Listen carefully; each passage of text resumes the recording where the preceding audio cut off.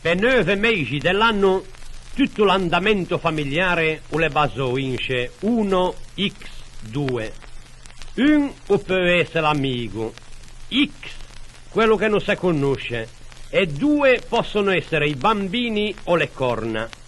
Ma tutto questo è fuori del sistema, perché ormai si sa che i sistemisti ce ne sono a milioni che vincono ogni settimana bigliettoni da 1000.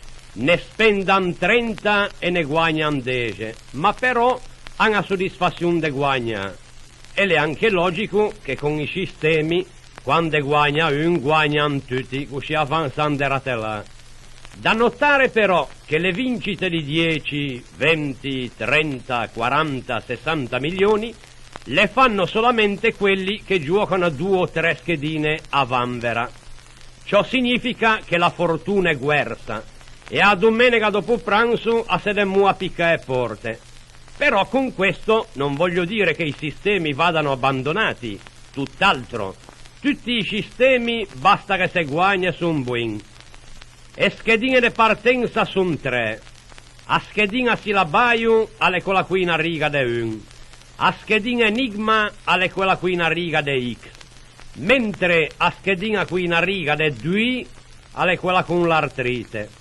Un sistema tranviario o le bello anche lì, Ve mettei qui una schedina anteman da una fermata facoltativa. Se chi ha 1, se ne è 1. Se non chi ha nessun, o le x. Se ne chi ha 2, o le 2, e se chi ha tutti, o le 12.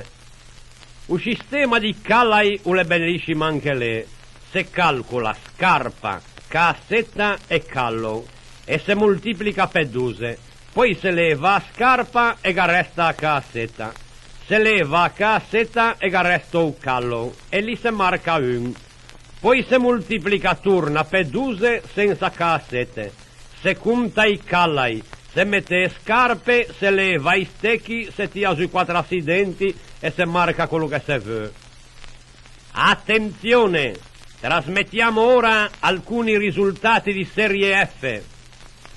Unione Sportiva Prepotenti batte Schenedrite 19-0. Miseria Football Club batte Flanella 49-3. Associazione Calcio Tarocchi batte Amatori Sciarbella 29-2. Unione Sportiva Cancaron batte Proscambelletti 20 Sbornie-0.